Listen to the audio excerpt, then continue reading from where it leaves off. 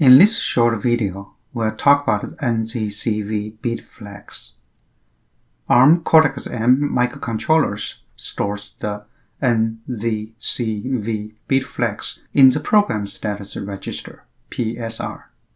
These bit flags can be optionally updated. The N flag is a copy of the most significant bit of the result produced by the current instruction.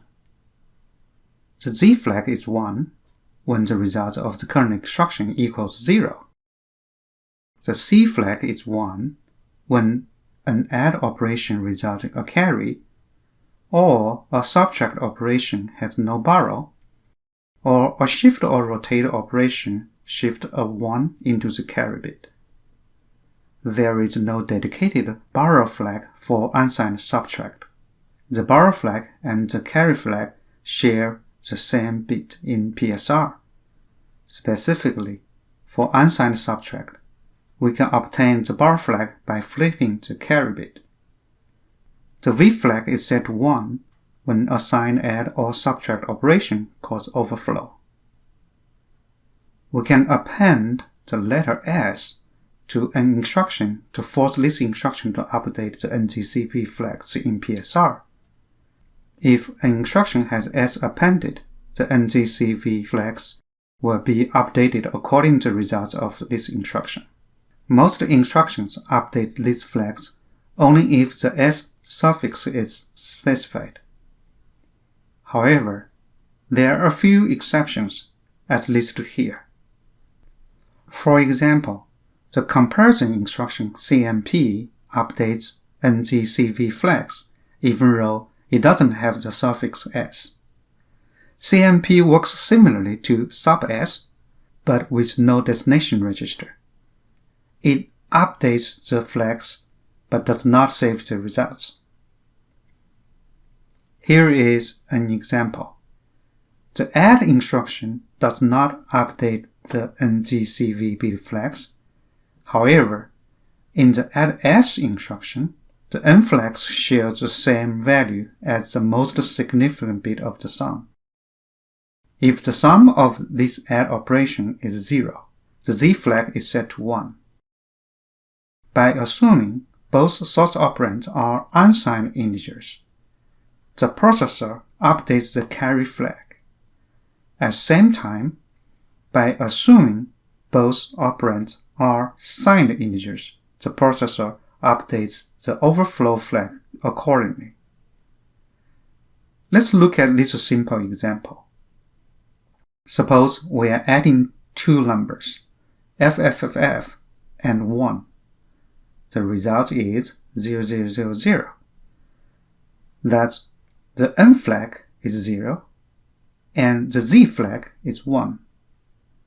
By assuming both numbers are unsigned, add S observes that a carry has taken place and thus sets the C flag to 1.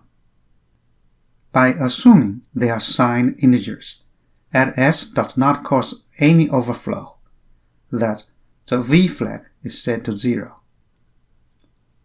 How are these NGCV flags used? Here is a simple example. Suppose we need to add two 64-bit integers. We can use add S to add the lower 32-bit first, and then use the ADC instruction to add the upper 32-bit. ADC stands for add with carry. If there is a carryout when the lower 32-bit are added, the add S instruction will set the carry flag to 1. And then the ADC instruction adds the value of the carry flag when the upper 32-bit are added. If S is specified, logical and rotation instructions update the N, Z, and C flags. Particularly, the data bit that's shifted out from the register is shifted into the carry flag.